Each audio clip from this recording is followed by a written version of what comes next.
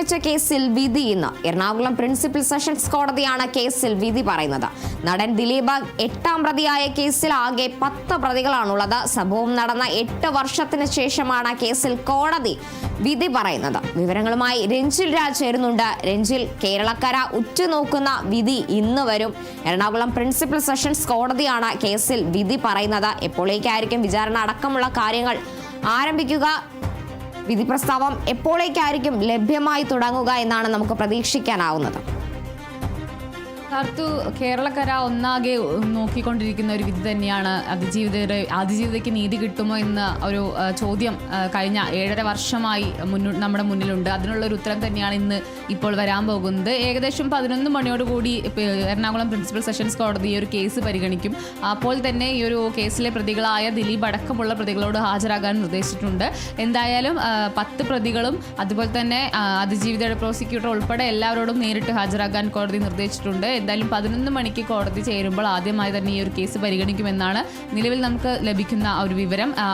ഇതിൽ എന്തെങ്കിലും മാറ്റമുണ്ടാകുമോ എന്നുള്ളതൊക്കെ ഇനി വരും മണിക്കൂറുകളിലായിരിക്കും നമുക്ക് അറിയാൻ സാധിക്കുക. എന്തായാലും നമുക്കറിയാം 2017 ഫെബ്രുവരി 17 ഇത്തരത്തിൽ കേരളക്കരയെ ഒന്നാകെ ഞെട്ടിച്ച ഒരു ക്രൂരമായ ഒരു സംഭവം അരങ്ങേറിയത്. കൊച്ചിയിൽ ഓടുന്ന കാറിൽ നടി ക്രൂരമായ ബലാത്സംഗത്തിന് ഇരയാകുന്നു. തുടർന്ന് ഈ ഒരു നടിയെ ആക്രമിച്ച കേസിൽ പൾസർ സുനി അടക്കമുള്ള പ്രതികളെ പോലീസ് അറസ്റ്റ് ചെയ്യുന്നു. അത്തരത്തിൽ ഇതുവരെ അല്ലെങ്കിൽ അന്ന് വരെ കേട്ട് പരിചയമില്ലാത്ത തരത്തിലുള്ള ഒരു ആക്രമണ സംഭവം അല്ലെങ്കിൽ അത്തരത്തിലുള്ള ഒരു ഗൂഢാലോചന സംഭവമാണ് അന്ന് പുറത്ത് വന്നത് അല്ലെങ്കിൽ പുറം ലോകം അറിഞ്ഞത്. കേസിൽ ആകെ പൾസർ സുനി ഉൾപ്പെടെ ആകെ 10 പ്രതികളാണ് ഉണ്ടായിരുന്നത്. അതിൽ 10ാം പ്രതിയായ ശരത്തിനെ മാപ്പ് സാക്ഷിയാക്കിയിരുന്നു. തുടർന്ന് 9 പ്രതികൾ, ദിലീപ് അടക്കം 9 പ്രതികൾക്കെതിരെയാണെന്ന് കുറ്റപത്രം സമർപ്പിച്ചിട്ടുണ്ടായിരുന്നത്. ഇപ്പോൾ കോടതി മുൻപാകെ കേസ് വരുമ്പോൾ മൊത്തം 10 പ്രതികളോടും ഹാജരാക്കാൻ കോടതി നിർദ്ദേശിച്ചിട്ടുണ്ട്. എന്തായാലും ഈ ഒരു കേസിലെ 7.5 വർഷത്തെ നിയമ പോരാട്ടത്തിനൊടുവിലാണ് കേസിൽ ഇപ്പോൾ അന്തിമ വിധി വരാൻ പോകുന്നത്. ഇന്നിപ്പോൾ ഈ ഒരു കേസ് പരിഗണിക്കുമ്പോൾ പ്രതികൾ കുറ്റക്കാരാണോ എന്നുള്ള കാര്യത്തിലായിരിക്കും കോടതി വിധി ഉണ്ടാവുക.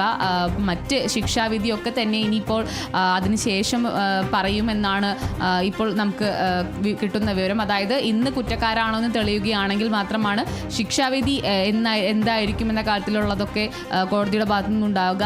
ചിലപ്പോൾ ഇന്ന് തന്നെ ശിക്ഷാവിധി ഉണ്ടാകാം, ചിലപ്പോൾ അത് മറ്റൊരു ദിവസത്തേക്ക് മാറ്റിവെക്കാനുള്ള സാധ്യതയൊക്കെ ഉണ്ട്. എന്തായാലും കേസിൽ പൾസർ സുനി ഉൾപ്പെടെയുള്ള 6 പ്രതികൾ നേരിട്ട് കുറ്റകൃത്യത്തിൽ പങ്കെടുത്തതിനുള്ള വകുപ്പിലാണ് അവർക്കെതിരെ കേസ് ചുമത്തിയിരിക്കുന്നത്. അതായത് ബലാത്സംഗം, ആക്രമണം, തട്ടിക്കൊണ്ടുപോകൽ തുടങ്ങിയ വകുപ്പുകൾ പ്രകാരമാണ് 1 മുതൽ 6 വരെയുള്ള പ്രതികൾക്കെതിരെ കേസ് ചുമത്തിയിരിക്കുന്നത്.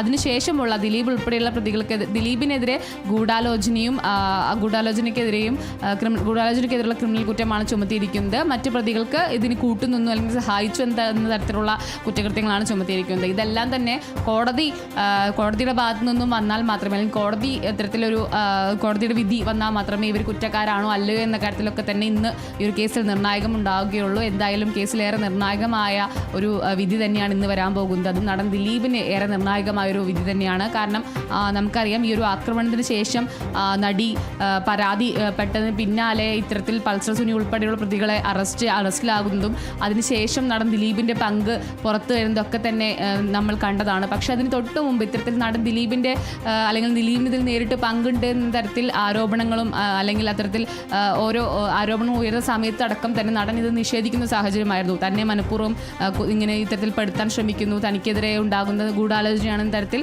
നടൻ ദിലീപ് കോടതിയെ സമീപിക്കുന്നു. അതുപോലെ തന്നെ അത്തരത്തിലുള്ള മൊഴികളൊക്കെ തന്നെ പുറത്തു വന്നിരുന്നു. പക്ഷേ അതിന് തൊട്ട് പിന്നാലെ ഈ കേസിൽ അറസ്റ്റിലായതിന് പിന്നാലെ ജയിലിൽ കഴിയവേ ഈ പൾസർ സോനിയുടെ സുഹൃത്ത് ദിലീപിന് അയച്ച കത്തും പൾസർ സോനി ദിലീപുമായി ബന്ധപ്പെട്ടതിനുള്ള ഫോൺ രേഖകളൊക്കെ തന്നെ പോലീസ് കണ്ടെത്തുന്നു.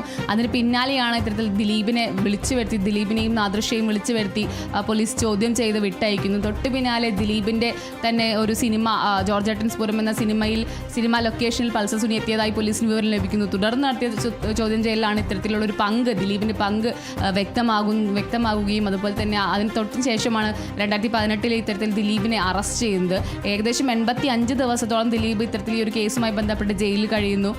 അതിന് പിന്നാലെ ദിലീപിന് ജാമ്യം അനുവദിക്കുന്നതൊക്കെ തന്നെ നമ്മൾ കണ്ടതാണ്. പക്ഷേ അപ്പോഴൊക്കെ തന്നെയും ഇത്തരത്തിൽ തനിക്കെതിരെ വരുന്ന ആരോപണം മാത്രമാണ്, തനിക്കിതിൽ പങ്കില്ല എന്ന് ദിലീപ് വീണ്ടും വീണ്ടും ആവർത്തിക്കുന്ന ഒരു സാഹചര്യം ഉണ്ടായിരുന്നു. പക്ഷേ അപ്പോഴും ദിലീപിന് വിലങ്ങുതടി അല്ലെങ്കിൽ ദിലീപിനേറെ നിർണായകമായൊരു മൊഴി ദിലീപിൻ്റെ മുൻ ഭാര്യ മഞ്ജു വാര്യരുടെ ഭാഗത്തു നിന്നും വന്നിരുന്നു. കാരണം ഈ ഒരു നടിയെ ആക്രമിച്ചത് തൊട്ടു പിന്നാലെ ഇത്തരത്തിൽ സിനിമാ പ്രവർത്തകരുടെ നേതൃത്വത്തിൽ ഒരു ഐക്യദാർഢ്യ റാലി കൊച്ചിയിൽ സംഘടിപ്പിച്ചിരുന്നു. ഈ റാലിയിൽ ദിലീപ് പങ്കെടുത്തതും ദിലീപ് ഇത്തരത്തിൽ ഈ ഒരു ആക്രമണത്തെ ഞെട്ടലോടെയാണ് സമീപിച്ചത് അല്ലെങ്കിൽ ഞെട്ടലോടെയാണ് അറിഞ്ഞത് എന്ന തരത്തിലുള്ള പ്രതികരണങ്ങളൊക്കെ നടത്തുമ്പോഴും മഞ്ജു വാര്യരുടെ ഭാഗത്തു നിന്ന് വന്ന പ്രതികരണം എന്ന് പറയുന്നത് ഇതിന് പിന്നിൽ കൃത്യമായ ഗൂഢാലോചനയുണ്ട്, ഇത് ആരാണോ നടത്തിയതെന്ന തരത്തിലുള്ള കാര്യങ്ങളൊക്കെ തന്നെ പുറത്തു വരണമെന്ന് മഞ്ജു വാര്യർ പറയുന്നു. ആ മൊഴിയും ദിലീപിന് ഏറെ നിർണായകം തന്നെയായിരുന്നു. അത്തരത്തിലാണ് ഈ ഒരു കേസിൽ ദിലീപിൻ്റെ പങ്ക് പുറത്തു വരുന്നത്. എന്തായാലും നിരവധി വാദപ്രതിവാദങ്ങൾക്ക് ശേഷമാണ് അല്ലെങ്കിൽ വിചാരണയ്ക്ക് ശേഷമാണ് ഈ ഒരു കേസിൽ വിധി വരാൻ പോകുന്നത്. അതേപോലെ തന്നെ ഇതിൽ എടുത്തു പറയേണ്ട ഒരു കാര്യം മുൻ MLA PT തോമസിൻ്റെ കാര്യമാണ്. കാരണം ഈ ഒരു കേസിൽ ആദ്യം തന്നെ നടി ആക്രമിക്കപ്പെടുമ്പോഴും അല്ലെങ്കിൽ ആക്രമിക്കപ്പെട്ട ദൃശ്യങ്ങൾ പകർത്തുമ്പോഴും സുനിൽ കുമാർ എന്ന പൾസർ സുനിക്കുള്ള ഒരു ധൈര്യം എന്ന് പറയുന്നത് നടി ഇത് പുറത്ത് പറയില്ല എന്ന് തനിക്ക് കൊട്ടേഷൻ തന്ന ആളുകൾ പറഞ്ഞിരുന്നു എന്നുള്ളത് തന്നെയാണ്. പക്ഷേ ഈ ഒരു സംഭവത്തിന് ശേഷം PT തോമസ് MLA ഇടപെടലും ഇടപെടൽ പിന്നാലെ നടി പരാതി നൽകിയതും ഒക്കെ തന്നെ ഏറെ എടുത്തു പറയേണ്ട ഒരു കാര്യം തന്നെയാണ്. അതേപോലെ തന്നെ സിനിമാ മേഖലയിൽ നിന്നുമുള്ളവരുടെ പിന്തുണയും അതിനു പിന്നാലെ ഈ ഒരു വനിതാ പ്രവർത്തകരുടെ ഒരു കൂട്ടായ പ്രതിരോധം അല്ലെങ്കിൽ കൂട്ടായ ഒരു പ്രവർത്തനം തന്നെയാണ് ഈ ഒരു കേസിലേറെ നിർണായകമായത്. അതെല്ലാം തന്നെ ഇപ്പോൾ അന്തിമ വിധിയിലേക്ക് എത്തി നിൽക്കുകയാണ്. ആ കേസിലാണ് ഇപ്പോൾ അന്തിമ വിധി വരാൻ പോകുന്നത്. എന്തായാലും 11 മണിയോടുകൂടി കേസ് കോടതി പരിഗണിക്കുമ്പോൾ കേസിലെ പ്രതികളായ ദിലീപ് ഉൾപ്പെടെയുള്ളവരോട് ഹാജരാകാൻ കോടതി നിർദ്ദേശിച്ചിട്ടുണ്ട്. അതിൽ കേസിൽ ഏറെ നിർണായകമായ വിധി 11 മണിക്ക് ശേഷം ഉണ്ടാകും തന്നെയാണ് നമ്മൾ പ്രതീക്ഷിക്കുന്നത്. കാർത്തു, രഞ്ജിൽ, അതുപോലെ തന്നെ ഇന്ന് 11 മണിയോടെ കോടതി കേസ് എടുക്കുമെന്ന് തന്നെയാണ് കരുതുന്നത്. അങ്ങനെയാണെങ്കിൽ കേസിലെ പ്രതികളെ സംബന്ധിച്ച് 8ാം പ്രതിയായ ദിലീപിന് ഇത് ഏറെ നിർണായകമായ ദിവസം തന്നെയാണ്. അതുപോലെ തന്നെ ദിലീപ് അടക്കമുള്ള മുഴുവൻ പ്രതികളും കൃത്യസമയത്ത് തന്നെ കോടതിയിൽ ഹാജരാകില്ലേ? തീർച്ചയായും ഇന്ന് എല്ലാ പ്രതികളുടെ അടുത്തും ഹാജരാകാനാണ് കോടതി നിർദ്ദേശിച്ചിട്ടുള്ളത്. കോടതി പരിഗണിക്കുന്ന സമയത്ത് 1 മുതൽ 10 വരെയുള്ള പ്രതികളോട് നേരിട്ട് ഹാജരാകണമെന്ന് കോടതി നിർദ്ദേശിച്ചിട്ടുണ്ട്. അതുകൊണ്ട് തന്നെ ഒഴിവഴികളൊന്നും പറയാൻ സാധിക്കാതെ എല്ലാവരും ഹാജരാകുമെന്ന് തന്നെയാണ് നമുക്ക് ലഭിക്കുന്ന വിവരം. 1 മുതൽ 10 വരെയുള്ള പ്രതികൾ നേരിട്ട് ഹാജരാകണം എന്നും അതിൽ 1ാം പ്രതിയായ പൾസർ സുനി ഉൾപ്പെടെ 6 പ്രതികൾക്ക് നേരിട്ട് പങ്കെടുത്ത അല്ലെങ്കിൽ ആക്രമണത്തിൽ നേരിട്ട് പങ്കെടുത്ത കുറ്റത്തിനാണ് ഇവർക്കെതിരെ കുറ്റപത്രം സമർപ്പിച്ചിരിക്കുന്നത്. ദിലീപിനെതിരെ വന്നിരിക്കുന്നത് ഗൂഢാലോചന എന്നൊരു കുറ്റകൃത്യമാണ്. ഇതിന് പിന്നിൽ പ്രവർത്തിച്ച ക്രിമിനൽ മൈൻഡ് എന്ന ഒരു ടാഗ് ലൈനും കൂടിയാണ് ഇപ്പോൾ ദിലീപിനെതിരെ കുറ്റകൃത്യം അല്ലെങ്കിൽ കുറ്റപത്രം സമർപ്പിച്ചിരിക്കുന്നത്. എന്തായാലും 10 വരെയുള്ള പ്രതികൾ നേരിട്ട് ഹാജരാകുമെന്ന് തന്നെയാണ് നിലവിൽ ലഭിക്കുന്ന വിവരം. കർത്തു, തീർച്ചയായും രഞ്ജിൽ സൂചിപ്പിച്ചതുപോലെ തന്നെ 2017 നടന്ന ഒരു സംഭവം 8 വർഷങ്ങൾക്കിപ്പുറം ഇന്ന് വിധി വരുമ്പോൾ ഏറെ പ്രധാനപ്പെട്ടത് തന്നെയാണ് ദിലീപിൻ്റെ ഈ കേസിലെ പങ്കെന്ന് പറയുന്നത്, അല്ലെങ്കിൽ ദിലീപിൻ്റെ ആ സാന്നിധ്യം എന്ന് പറയുന്നത് ഏറെ പ്രധാനപ്പെട്ടത് തന്നെയാണ്. ഈ സംഭവത്തിന് ശേഷം കൊച്ചിയിൽ നടിക്ക് ഐക്യദാർഢ്യം പ്രഖ്യാപിച്ച താരസംഘടനയായ അമ്മയുടെ ഒരു യോഗം ചേർന്നിരുന്നു. അതിൽ അതീവ ദുഃഖകരമായി തന്നെയായിരുന്നു ദിലീപ് അന്ന് കാര്യങ്ങൾ അവതരിപ്പിച്ചത്. എന്നാൽ മഞ്ജു വാര്യരുടെ ഒരു പ്രസ്താവന, ഈ കേസിൽ കൃത്യമായ ഗൂഢാലോചന നടന്നിട്ടുണ്ട്, അത് വിരൽ ചൂണ്ടിയത് ദിലീപ് അടക്കമുള്ളവരിലേക്കായിരുന്നു. അവിടെ നിന്ന് ആരംഭിച്ച അന്വേഷണം പിന്നീട് അത് ദിലീപിലേക്ക് എത്തുന്നു. ദിലീപിനെ പോലീസ് അറസ്റ്റ് ചെയ്യുന്നു, മൊഴി രേഖപ്പെടുത്തുന്നു, ദിലീപ് പിന്നീട് ജയിലിലേക്ക് പോകുന്നു. ഇതെല്ലാം നമ്മൾ ഈ 8 വർഷത്തിനിടയിൽ കണ്ടതാണ്. ഒരു ഞെട്ടലോടെ നമ്മൾ കേട്ട വാർത്തയാണത്. ഇന്ന് ആ വിധി ദിവസത്തിലേക്ക് എത്തുമ്പോൾ ദിലീപിന് ഇത് ഏറെ നിർണായകം തന്നെയാണ്. ഇന്ന് എന്തെല്ലാം കാര്യങ്ങളിലായിരിക്കും അല്ലെങ്കിൽ ദിലീപിൻ്റെ നീക്കങ്ങൾ ഇന്ന് എന്തെല്ലാം ആയിരിക്കും നടക്കുക, ദിലീപ് അകത്തേക്കാണോ പുറത്തേക്കാണോ എന്നത് ഒരു ചോദ്യചിഹ്നമായി നിൽക്കുമ്പോൾ എന്തായിരിക്കും ഇന്നത്തെ ദിലീപിൻ്റെ നീക്കങ്ങൾ? നേരത്തെ സൂചിപ്പിച്ച പോലെ തന്നെ ഈ ഒരു കേസ് പരിഗണിച്ച സമയത്ത് തന്നെ, അല്ലെങ്കിൽ കേസിൽ ഇത്തരത്തിൽ നടൻ ദിലീപിന്റെ പങ്ക് പുറത്തു വന്ന സമയത്ത് തന്നെ തനിക്കിതിൽ പങ്കില്ല എന്ന ഒരു വാദമായി തന്നെയാണ് ഈ ഒരു കേസിന്റെ വിചാരണ സമയത്തൊക്കെ തന്നെ നടൻ ദിലീപ് പുറത്തു വന്നിട്ടുണ്ടായിരുന്നത്. അതായത് ഏകദേശം 90ഓളം ഹർജികളാണ് ഈ ഒരു കേസുമായി ബന്ധപ്പെട്ട് നടൻ ദിലീപ് സമർപ്പിച്ചത്.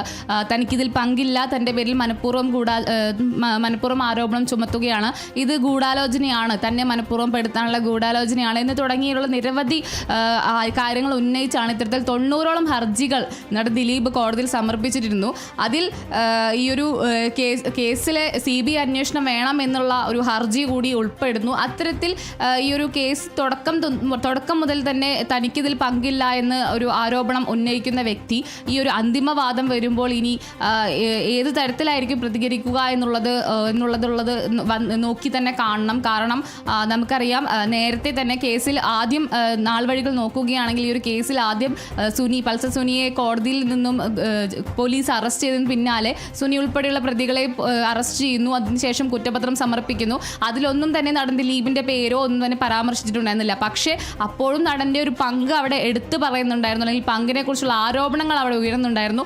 ആ സമയത്ത് കൂടിയും വേണ്ട തെളിവുകളുടെ അഭാവം കാരണം തന്നെ നടനിലോട്ട് എത്താനുള്ള ഒരു കാലതാമസം ഉണ്ടായിരുന്നു. പക്ഷേ പിന്നീട് ഈ ഒരു ജയിലിൽ നിന്നും സുനിയുടെ സുഹൃത്ത് നടൻ ദിലീപിനൊരു കത്തയക്കുന്നു.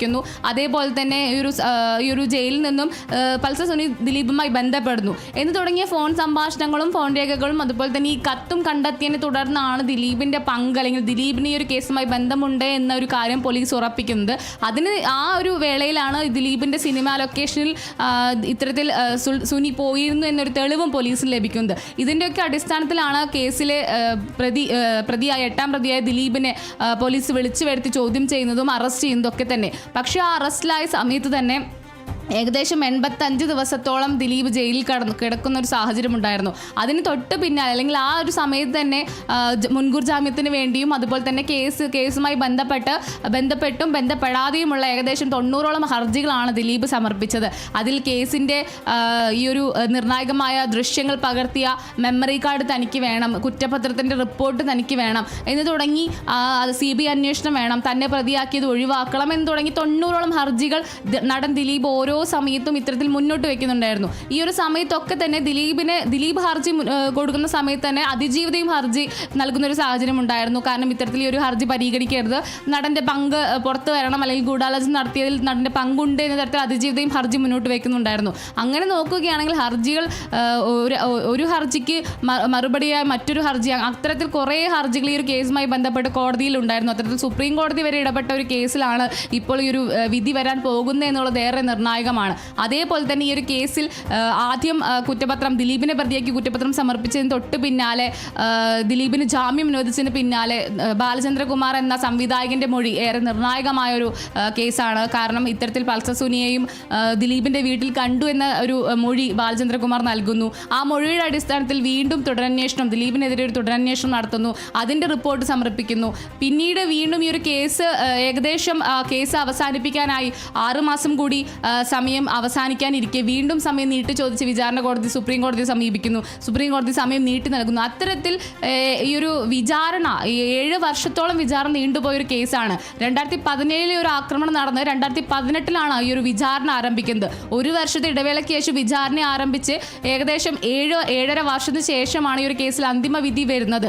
അതേപോലെ ഈ ഒരു കേസിൽ ആദ്യം പരിഗണിച്ച സമയത്ത് വനിതാ ജഡ്ജി ഈ കേസ് വാദം കേൾക്കണമെന്ന് അതിജീവിത കോടതിയോട് ആവശ്യപ്പെടുന്നു. അത് പ്രകാരം ഹണിയം വർഗീസ് എന്ന ജഡ്ജിയെ നിയമിക്കുന്നു. പക്ഷേ ഈ ഒരു കേസിന്റെ മുൻപോക്കിൽ ഈ ഒരു ജഡ്ജി പക്ഷപാതപരമായി പെരുമാറുന്നു എന്ന് ചൂണ്ടിക്കാട്ടി വീണ്ടും അതിജീവിത കോടതിയെ സമീപിക്കുന്നു. ഇത്തരത്തിൽ ജഡ്ജിയെ മാറ്റണമെന്ന് ആവശ്യപ്പെട്ട് കോടതിയെ സമീപിക്കുന്നു. പക്ഷേ അപ്പോഴും കോടതി ആ ഒരു ആവശ്യം തള്ളുകയാണ് ഉണ്ടായത്. തുടർന്ന് ഈ ഒരു കേസിൽ അതിജീവിത ചൂണ്ടിക്കാട്ടി, അല്ലെങ്കിൽ അതിജീവിത മാറ്റണമെന്ന് ആവശ്യപ്പെട്ട അതേ ജഡ്ജി തന്നെയാണ് ഈ ഒരു കേസിൽ അന്തിമ വിധി പറയാൻ പോകുന്നത് എന്നുള്ളതും ഏറെ ഒരു നിർണായകമായൊരു കാര്യം തന്നെയാണ്.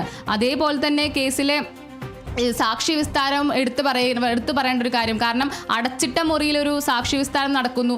ആ ഒരു സമയത്ത് പ്രതികളും അതുപോലെ തന്നെ അതിജീവിതയും മാത്രം തന്നെ ആ ഒരു മുറിയിൽ ഉണ്ടാകുന്നു. അതിനിടെ 22 സാക്ഷികളാണ് കൂറുമാറിയത്. 22 സാക്ഷികൾ എന്ന് പറയുമ്പോൾ സിനിമാ ലോകത്തു നിന്നുള്ള അല്ലെങ്കിൽ സിനിമാ മേഖലയിൽ നിന്നുള്ള 22 പേരാണ് ഇത്തരത്തിൽ ഈ ഒരു കേസിൽ മൊഴി മാറ്റി പറഞ്ഞത്. അതിൽ സിദ്ദിഖ് ഉൾപ്പെടെയുള്ള നടന്മാരുണ്ട്, ഭാമ ഉൾപ്പെടെയുള്ള നടിമാരുണ്ട്.